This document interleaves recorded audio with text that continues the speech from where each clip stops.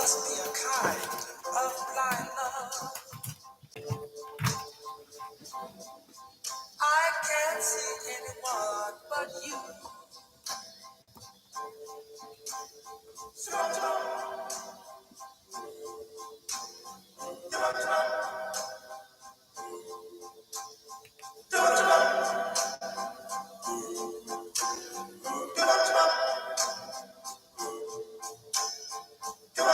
Are the stars out tonight?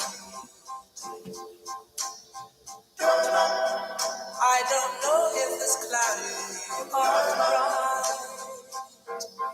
I only have eyes for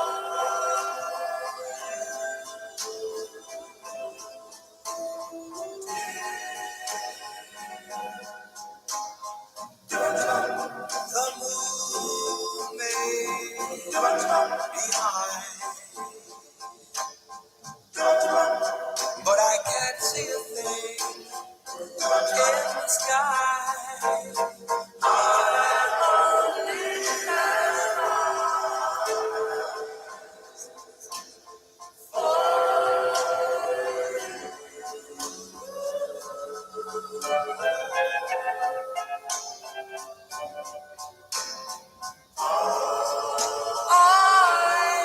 don't know if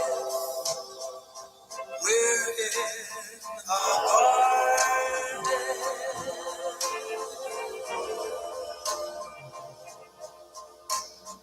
or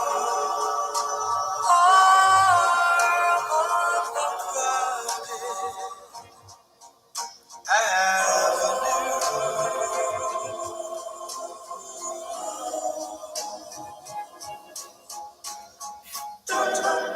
You are here, and so am I. Maybe millions of people go by, but they all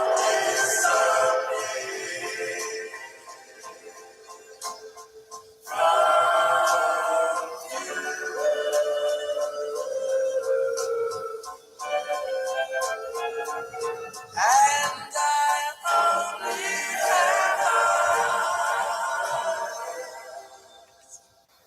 Samson was one of the last judges to appear in Israel. While gifted with extraordinary physical strength, Samson was morally and spiritually weak. His feud with the Philistines, who dominated the Israelites in the 11th century BC, was rooted in personal animosity rather than a passion to free his people. Hi, I'm Ben Real. We're reading out of Every Woman in the Bible. Available on Amazon, by the way. Might leave you a link, might not.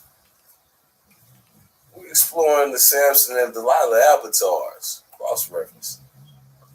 So they're talking about Samson's relationship with his mother. This is real interesting. Check this out. While the biblical text gives us little insight into Samson's mother's relationship with his son, we do gain insight into her relationship with God and with her husband. All right. It says that she was sterile and remained childless. It's impressive that the most significant women of the Bible remained childless for long periods of time before giving birth. In almost every case, the children produce had significant roles of playing God's plan for his people. A lot of our sisters out here having children, but they childless. They childless, but they're childish. But I'm saying childless. You know, you have a lot of the real put together sisters, man. They're like 30s, 40s out here. Ain't got none, man. These might be potential stone avatars. Let me know. In almost every case, the children produced had significant roles playing God's plan. So basically, he said, hey, you can't eat no grapes, you can't eat no watermelon, man. And these black people, man, come on now. Black people love grape Kool-Aid and watermelon. I don't know if they had ancient Kool-Aid, Israelite Kool-Aid, or whatever, but if they did, she gave that up. She followed instructions. She was obedient. Fast forward, they say the text tells us that Samson's father and mother tried to counsel him against seeking a wife amongst the Philistines when Samson saw a woman he desired. It's clear that the parents were in harmony and urged Samson to marry an Israelite, but Samson was not to be deterred by his parent. As an adult, Samson was guided by his passion rather than by wisdom or respect for his parents. So then they get off into Delilah. They said, Samson had shown himself to be an implacable enemy of the Philistines. Although he had not led any organized resistance against them, Samson himself had fought and killed hundreds of them.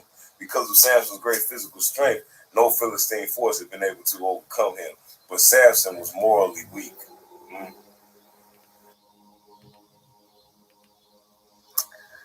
I mean, okay. Basically, when I started messing around with hoeing and stuff like that, prostituting, I met somebody, but before I was even prostituting or anything like that, I had met him at the mall. And he had approached me, said he was 18 and stuff, and said he was just lying about everything about him. So then some months later, once I started getting more into prostituting and stuff, I ended up seeing him, and when I see him, I ended up going with him and being with him. So I was with him and another girl. A victim of his passion for women. Today we would call Samson sexually addicted, a person unable and unwilling to exercise self-control. When Samson began an affair with a woman named Delilah, the Philistines saw an opportunity to learn the secret of Samson's strength. They offered her a fortune to discover the secret and betray it to them. And I was with him for some months, and it got to a point where I started to see like he was like a pervertish, like I started to see like pedophile-ish type things. Like he would go around his daughter, and he would do weird stuff, like stuff you wouldn't see no father do to his child, or little sneaky stuff like that. I don't know. It just was weird. Sound familiar, don't it, huh? Delilah, eager to sound like an episode of Empire, don't it? You know what I'm saying? Delilah, is Cookie Delilah? Let's talk about that in the comments. Is Cookie Delilah?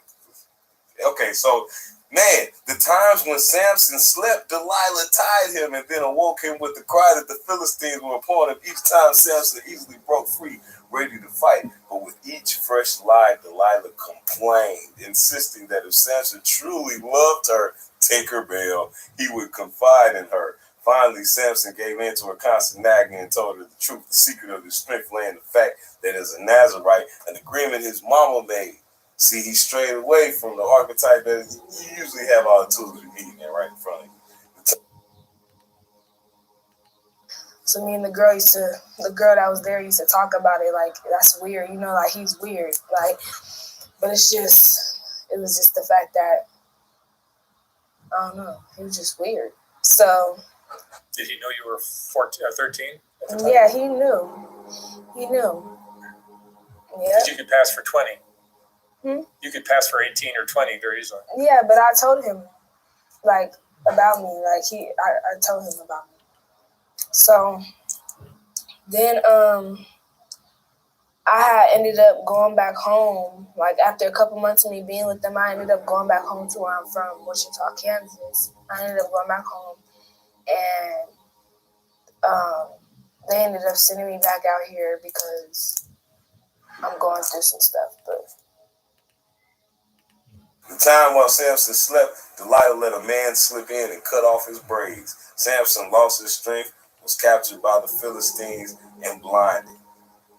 Delilah was a calculating woman. She was aware of the power of sexuality gave her and was quick to use sex for personal gain. So we kind of got a blurred line kind of with Delilah and Jezebel. We're going to get into Jezebel. Literally for some of y'all, not me. Don't judge. Delilah was more than willing for the Freudian slip. Delilah was more than willing to let Samson use her body, for she was using him to become rich. Children, that's all we have for now. Until next time, tune in to Hood X. Look up the Samson lit, the Delilah lit, these avatars. Look them up, cross-reference, add on.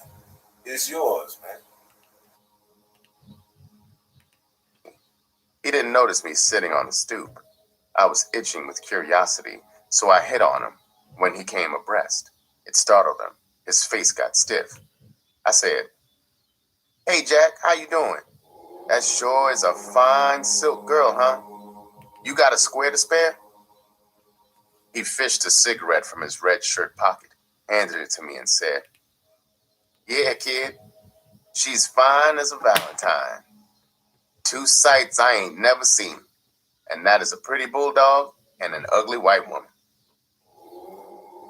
He was spouting cliches, but to a small town boy, he came off witty as hell. I was in that brain-picking mood, so I put the snow machine into high gear to hold him. My eyes bucked in mock awe as I lit the square. I said, "Thanks, man, for the square. Christ, that's a sporty vine you got on. I wish I could dress like you. You sure are clean aplenty." He took the bait like a rapist in a nudist colony for the blind. He flopped down on the stoop beside me. He poked his chest out, his eyes flashing like a pinball machine gone haywire as he got ready to open up. He hiked the pants legs of his green check suit to his calves to show his blood-red socks. The huge zircon on his right pinky glittered under the street lamp as he cracked his knuckles and said, "Kid, my name is Party Time, and I am the best flat-footed hustler in town. Money loves me and can't stay away from me. You see that fine silk broad? I got a double saw to lay her. Of course, that ain't nothing. It happens all the time. I could be one of the greatest pimps in the country if I was lazy, and I didn't have so much good hustler in me." I sat there listening to his bullshit until 2 a.m. He was likable, and I was hungry for a pal. He was an orphan, and he had just done a 2-year bid straight up, his fourth 2 months before. He had a head full of wild, risky hustles he wanted to try. He needed a partner. He tried all of them on size for me. I got home at 2:20. About 1 minute later, I heard Mama's key in the door. She had served a banquet for her white folks. I just made it into bed with all my clothes on when she came to look in on me. I was snoring like a drunk with a sick sinus when she kissed me goodnight. I lay thinking in the darkness until daybreak, putting myself into and trying to size myself into one of those quick buck schemes that Party had plotted. When the sun came up fat and bright, I knew I would give the Party's version of the Murphy a whirl. I didn't know his version was crude and dangerous, and only a weak imitation of the real Murphy. Years later, I discovered that the Murphy, when played by experts, was a smooth, short con game with a slight risk. In any section where Negro whores operate, white men will flock to trick with them. I met Party several times after school at a pool room. He ran my roll down to me, and the next Friday night we got down with our hustle. Mama was serving a party, so I could stay in the streets until at least 1 a.m. Around 10 that night in an alley in the heart of the Vice section, 7th and Bleach Streets, we unwrapped the package that Party had brought. I rolled up my pants legs beyond my bony knees. I slipped into the 25-cent red cotton dress from the Salvation Army. I put on the frayed red satin high-heeled shoes.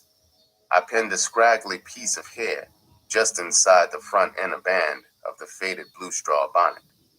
When I tilted it on my head at a sexy angle, the ringlets of uneven hair hung down over my eyes like bangs. I stood wide-legged, flexed my thigh and hip muscles against the tight red dress, aping the horse stance. Party looked me over head to toe. I was wondering how I came off as a broad. He shook his head, hunched his shoulders, and walked toward the mouth of the alley to catch a sucker. I got the answer when he reached the sidewalk. He twisted his bead toward me and said, "Listen, man, stay out of the light, okay?" Within 5 minutes, he gave me the office that some action was coming down the street. I watched Party giving the pitch to a short, elderly white man. I wonder if I had enough voltage as a broad to come through with my end of the deal. He officed my flash cue an instant before the white man peeked up the alley at me. I jerked my skinny ass in a series of bumps and grinds and hopefully waved him toward me. That skinny black bitch he saw must have lit a fire in him all right. He fumbled his hide from his hip pocket and handed a bill to Party. The chump started up the alley at a hell of a pace for an old bastard. He had paid his money, and he was red hot to take his chance to stick that hot nigger bitch waiting for him in the shadows. He had no chance, but in a way he was lucky. Lucky that his hide had not been fat with greenbacks. If he had been loaded, when I evaporated through the gangway, Party, instead of fading away, would have come into the dark alley behind the sucker and robbed him with brute force. My heart was pounding in excitement as I galloped through the alleys towards our next prearranged duck blind. I took a new station several blocks away. Party time came moments later. Looked up the alley and hooked the tips of his thumb and index fingers into an all is well oh. We beat several other suckers. None had the fare for the strong arm. We worked until 12:30. Then, unlike Cinderella, I stashed my mildewed costume, got my half of the $70 take, and raced home. Mama came in a half hour after I did. As in all other things, there are many Murphys. Real Murphy players use great finesse to separate a mark from a scratch. The most adept of them prefer that a trick hit on them. It puts the Murphy player in a position to force the sucker to qualify himself and to trim the mark not only for all his scratch, but his jewelry as well. When approached and quizzed by a mark as to where a girl can be found, the Murphy man will say, "Look, buddy, I know a fabulous house not more than 2 blocks away. Brother, you ain't never seen more beautiful, freakier broads than are in that house. One of them, the prettiest one, can do more with a swipe than a monkey can do with a banana. She's like a rubber doll. She can take 100 positions." At this point, the sucker is wild to get to this house of pure joy. He entreats the con player to take him there, not just direct him to it. The Murphy player will prat him to enhance his desire. He will say, "Man, don't be offended, but Aunt Kate that runs the house don't have nothing but high-class white men coming to her place. No niggers or poor white trash. You know, doctors, lawyers, big-shot politicians. You look like a clean-cut white man, but you ain't in that league, are you?" At this pricking of his ego, the mark is ready for the hook. He will protest his worth as a person and his right to go where any other son of a bitch can go. Hell, for a high-class lay, a double saw wouldn't faze him. Few can resist the charm of exclusivity in its myriad forms. The con player, still hedging, shoring up firmly the convincer, will then say, "Man, I believe you, and everything you say is true as gospel. In fact, I like you, pal, but try to see my side of it. First, to show you I trust you, I'll tell you a secret. I've been working for Aunt Kate's house for many years now as her outside man, making sure only nice dates went up there. Aunt Kate and I got an airtight system. Friend, I know you will help me keep Aunt Kate's rules, so let's go. I am taking you to the thrill of your life." while keeping up an inflaming description of the horrors and sexual delights to be found only in Aunt Kate's. The Murphy player had steered the sucker to a pre-chosen, neat, attractive apartment building. In the foyer, in a subtle but compelling manner, the con player nudged the mark into a fast meeting of minds, the question agreed upon. As hot as he was, he couldn't go up before he checked in all valuables. It was Aunt Kate's unshakable rule. Aunt Kate was rock right, never to tempt or trust a whore. Only fools trusted whores, right? The mark wasn't a fool, right? Right. The con player produced a sturdy brown envelope. The sucker counted all the scratch in his pocket into the hand of Aunt Kate's outside business manager. The efficient, affable manager shoved it into the envelope, licked it, sealed it, and stuck it in his pocket for safekeeping from the possible larceny in the hearts of the gorgeous dolls upstairs, 3rd floor, first apartment to the left, number 9 to be specific. The sucker was in a bubbly mood as he took the stairs 3 at a time. He liked that nigga down there who was protecting his money. What had he told him when he gave him the shiny gold-colored metal check? Harry pal, this one's on me. Just go up and hand it to Aunt Kate. Everything is going to be all right. If you want, you can buy me a drink when you come down. The 2 strikes that had whiffed across the white man's mental plate and had set him up for the kill. The 3rd strike was first his desperate need to relieve himself into a black body. The 2nd was his complete inability to conceive that the black boy before him was intelligent enough to fool him, to fashion the Murphy dialogue. Party and his raw-boned lore after 3 weekends of fair success with the Murphy ran head-on into a round brick balloon. It was only 5 feet tall, but it weighed close to 300 pounds. It was a Saturday night around 10. The vice section was overrun with Johns.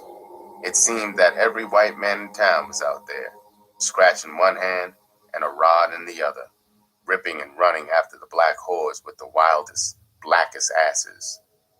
Party and I set up a blind on the fringe of the section because, with all of that mad action in the center, it would be a hectic cat and mouse game with the cruising, rousting vice squad.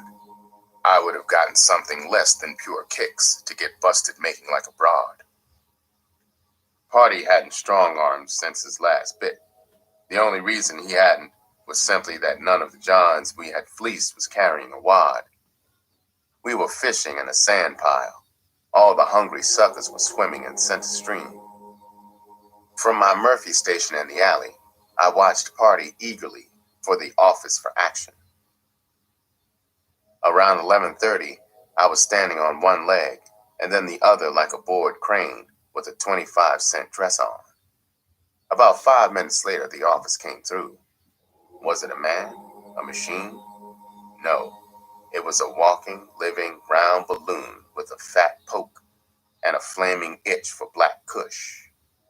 It stood there fascinated by my furious bumps and grinds. I felt prickly feet of excitement stomping along my spine when the balloon took his hide out. Party jerked rigid at the sight of its contents.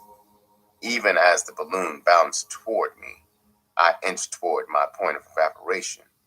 I knew the strong-arm lust had exploded inside Party, and sure as hell, he was going to come up that alley and smash the air out of the balloon. I quit the scene and poked my head into the alley, farther up. I could hear guttural grunting, the kind of sound a heart case makes when he's riding hard to convince a nympho that he's a raging tiger. It was the balloon that was grunting, and he held Party in a crushing stranglehold. My heartbeat backfired and melted the starch in my props. I collapsed onto a garbage can. The balloon was also a weightlifter.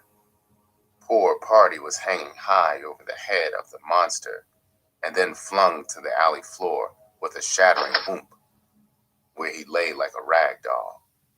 The balloon hollered as he leaped into the air and then fell like a ton of concrete on moaning Party. I was almost puking in pity for Party, but I just couldn't find the strength to get off that garbage can and join the fray. Anyway, it wouldn't have been ladylike. The Derek scooped Party from the alley and flung him across his back. I watched Party's rubber neck bumping against the balloon's rear end as he was carried to the sidewalk. I jetted out of there and went to the roof of my building. I watched for the rollers I was sure were coming to bust me, but they never came. Old Party had had the funky luck to try the strong arm on a professional wrestler called the Blimp. Party went back to the joint for a yard after he got out of City Hospital.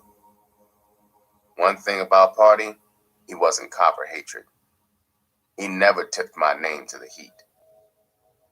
When he got older and lost his nerve to hustle, he got a crazy desire to pimp.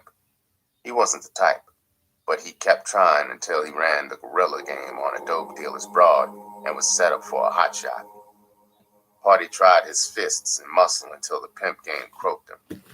The pimp game is like the watchmaker's art. It's tough. Party went through his life struggling to make a watch while wearing boxing gloves. Party's bad break sobered me, and I started hearing what was going on in day classes at school. At 15, amazingly, I graduated from high school with a 98.4 average. There was a sizable alumni of Tuskegee, a Southern Negro college, who insisted upon Mama letting them underwrite all expenses for my education at their alma mater. Mama leaped at the chance. The alumni went into debt and sent me down to their hallowed school with a sparkling wardrobe. They didn't know I had started to rot inside from the street poisoning. It was like the poor chumps had entered a poison horse in the Kentucky Derby and were certain they had a cinch winner. They couldn't know that they had their hearts and blood money on a born loser. A rich bonanza was at stake, the success of my very life itself, the rescue of Mama from her awesome guilt, the trust and confidence of that big-hearted alumni. My mental eyes had been stabbed blind by the street. I was like a freakish joker who had gotten clap in his eyes from a mangy street whore. On campus, I was like a fox in a chicken coop. Within 90 days after I got down there, I had slit the maidenhead on a half-dozen curvy co-eds. Somehow, I managed to get through the freshman year, but my notoriety was getting awful. The campus finks were envious, and it was too dangerous to continue to impale co-eds on my stake. In my sophomore year, I started going into the hills near the campus to juke joints. With my slick northern dress and manner, I was Prince Charming in spades to the pungent, hot-ass maidens in the hills. A round butt, barefoot beauty, 15 years old, fell hard for me. One night, I failed to meet her in our favorite clump of bushes. I had stuck her up to keep a date in another clump of bushes with a bigger, hotter, rounder ass than hers. Through the hill grapevine, she got the wire of my double cross. It was high noon on campus the next day when I saw her. I had just walked out of the cafeteria onto the main drag. The street was lousy with students and teachers. She stood out like a pope in a cat house. Her potato sack dress was grimy and dirty as hell from the long trip from the hills. Her bare feet and legs were rusty and dusty. She saw me, a wild heart beat after I saw her. She battle cried like an Apache warrior, and before I can get the wax out of my props, she had raced close enough toward me so that I could see the insane fury in her eyes. Beads of sweat clung to the kinky hair and the pit of her arm that was upraised.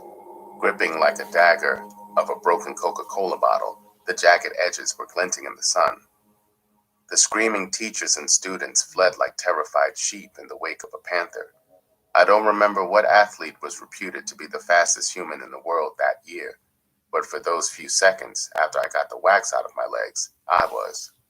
When I finally looked back through the cloud of dust, I saw the crazy broad as a speck in the distance behind me. Mine had been a carpet offense, and I was on it in the office of the school president. I stood before him seated behind his gleaming mahogany desk. He cleared his pipes and gave me a look like I had jacked off before the student body. He held his head high, his nose reaching for the ceiling like I was crap on his top lip. In a sneaky southern drawl, he said, "Boy, you are a disgrace to our fine institution. I'm shocked that such has occurred. Your mother has been informed of your bad conduct. Our board is considering your dismissal. In the meantime, keep your nose clean, boy. You are not to leave campus for any reason." I could have saved my worry over dismissal. That alumni had powerful pull, all right. I got a break and got the chance to stay until midterm of the sophomore year when I went for the yoke-yoke.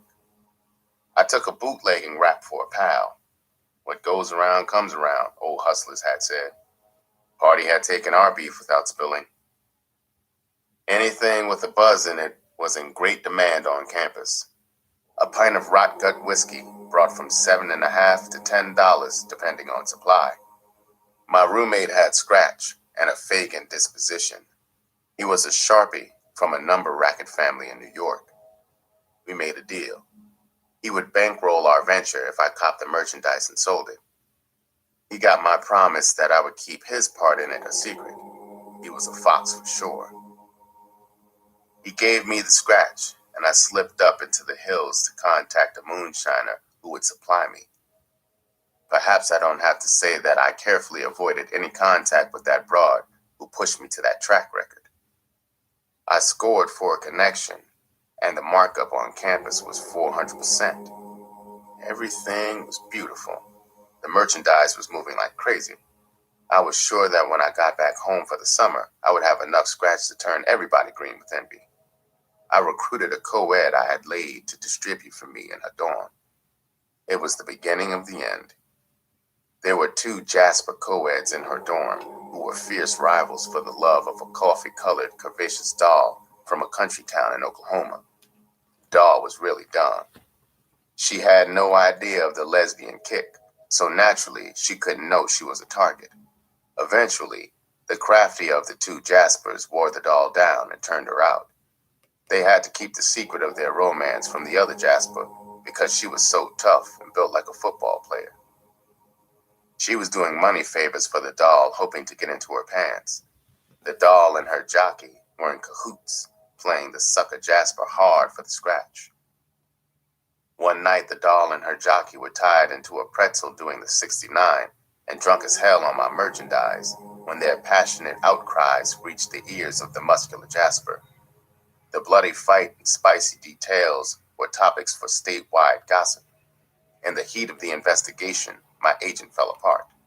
She put the finger on me, and within a week, I was on the train going back to the streets for good. I didn't turn over on my roommate. I obeyed the code.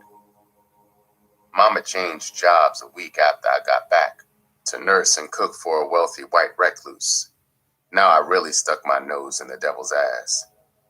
Mama had to stay on the place. I saw her once a week on Sunday when she would come in for a day. That was the only time I stayed at the hotel.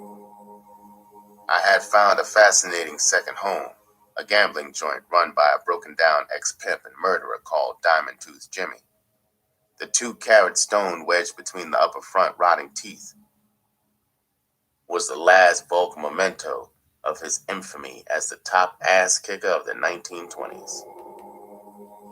He boasted endlessly that he was the only nigger pimp on earth who had ever pimped in Paris on French girls. I was to discover later, when I would meet and be trained by the master, that Jimmy was a mere buffoon, an amateur not fit to hold the master's coat. After the sucker